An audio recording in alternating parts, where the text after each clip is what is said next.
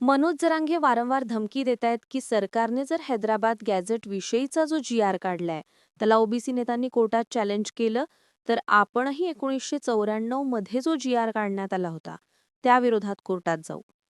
एक प्रकारे मनोज जरांगे हे संपूर्ण ओबीसी आरक्षणालाच पर्यायाने मंडल आयोगाला चॅलेंज करतायत असं आपण म्हणू शकतो. मनोज जरांगे यांच्या भूमिकेवरून धनगर आणि वंजारी समाजातून जास्त विरोध होताना दिसतंय. कारण 1994च्या जी आर नंतरच धनगर आणि वंजारी समाजाला स्वतंत्र आरक्षण मिळालं होतं. त्यामुळे धनगर आणि वंजारी समाजाच्या आरक्षणाला जरांगे धक्का देऊ शकतात का ही चर्चा आहे. मग असं खरंच होऊ शकतं का तेच आपण या व्हिडिओतून पाहणार आहोत. 1953 मध्ये पंडित जवाहरलाल नेहरू पंतप्रधान असताना त्यांनी पहिल्या मागासवर्गीय आयोगाची स्थापना केली होती. त्याला काका कालेलकर आयोग असं म्हटलं गेलं. काका कालेलकर आयोगाने 1955 मध्ये ओबीसी बाबत अहवाल दिला होता. पण त्यांच्या शिफारसी सरकारने त्यावेळी मान्य केल्या नाही. पण त्यामुळेच भारतात पहिल्यांदा ओबीसींची खरी परिस्थिती समोर आली आणि मंडल आयोगाचा पाया तिथेच रचला गेल्याचं बोललं जातं. त्यानंतर 1961त महाराष्ट्रात बी.डी. देशमुख समिती गठीत करण्यात आली. बी.डी. देशमुख समितीने राज्यातील मागासवर्गीय समाजाचा अभ्यास करून 1964 मध्ये अहवाल दिला, ज्यामध्ये ओबीसी प्रवर्गासाठी 180 जातींची यादी देण्यात आली होती, ज्यात कुणबी जातीचाही समावेश होता. मराठा जातीचा उल्लेख मात्र त्यात करण्यात आला नव्हता. या समितीच्या अहवालानंतर 1965 मध्ये शासनाने जी आर काढत महाराष्ट्रात 4 वर्गात आरक्षण दिलं.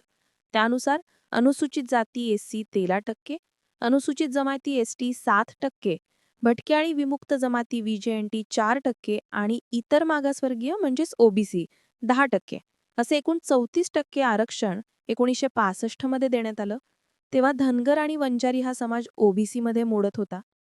पुढे जाऊन 1967 मध्ये शासनाने जी आर काढत तेली आणि माळी या 2 जातींचा समावेश ओबीसी मध्ये केला. 1990 मध्ये देशात मंडल आयोगाच्या शिफारसी लागू करण्यात आल्या आणि मंडल आयोगानंतर महाराष्ट्राचं पुढे लणित बदललं. त्यात पुढे जाऊन देशात आरक्षणाची मर्यादा 50% असावी असा निर्णय सुप्रीम कोर्टाने एका प्रकरणात दिला होता. 1990 मध्ये देशात मंडल आयोगाच्या शिफारसी लागू झाल्या.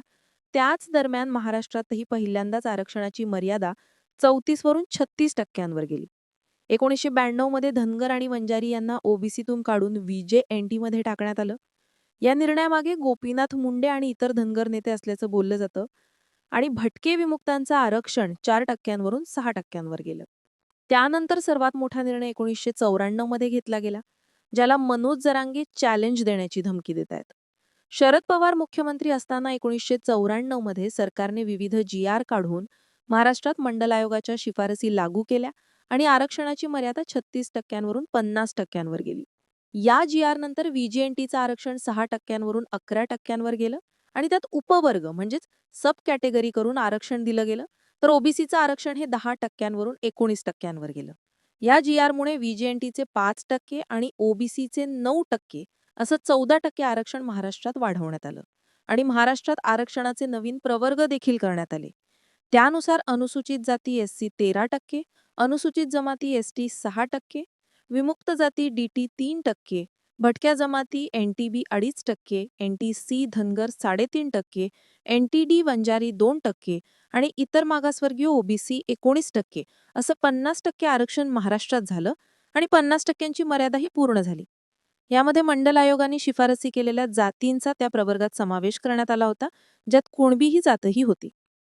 पुढे जाऊन एसबीसी वर्गात काही जातींना समावेश करून नोकरीत 2% देखील आरक्षण देण्यात आलं. अशा प्रकारे राज्यात आरक्षणाची मर्यादा 52% झाली. पुढे महाराष्ट्रातील या नोकरी आणि शिक्षणातील आरक्षणाचा कायदा महाराष्ट्र सरकारने बनवला आणि या आरक्षणाला कायदेशीर मान्यता देखील मिळाली. महाराष्ट्र राज्य लोकसेवा अनुसूचित जाती, अनुसूचित जमाती, विमुक्त जाती, भटक्या जमाती, विशेष मागास प्रवर्ग आणि इतर मागासवर्ग यांच्यासाठी आरक्षण अधिनियम 2001 या कायद्याला सन 2004चा महाराष्ट्र अधिनियम क्रमांक 8 म्हणून ओळखलं जातं. हा कायदा राज्यातील सार्वजनिक सेवा आणि पदांमधील आरक्षणाशी संबंधित आहे. त्यामध्ये आरक्षणाविषयी तरतुदी करण्यात आल्या होत्या. त्यामुळे मनोज जरांगे ज्या 1994च्या जी आरला चॅलेंज देण्याच्या गोष्टी करतायत, त्याच जी आरला या कायद्यामुळे संरक्षण मिळालं असं बोललं जातंय. त्यामुळे मनोज जरांगे जरी 1994च्या जी आर विरोधात कोर्टात गेले तरी विशेष असं काही घडणार नाही असंच अनेकांना वाटतंय. पुढे जाऊन महाराष्ट्रात आरक्षणासंबंधी वेगवेगळे निर्णयही घेतले गेले. अनेक जातींचा विविध प्रवर्गात समावेश झाला. ओबीसीमध्येही जाती वाढल्या. मात्र मराठा समाजाला आरक्षण दिलं गेलं ते कोर्टात टिकलं नाही. आता पुन्हा SEBC मधून मराठा समाजाला 10% आरक्षण देण्यात आलं. तर EWS या प्रवर्गातून 10% आरक्षण महाराष्ट्रात आर्थिक दुर्बल घटकांना आहे. त्यामुळे आरक्षणाची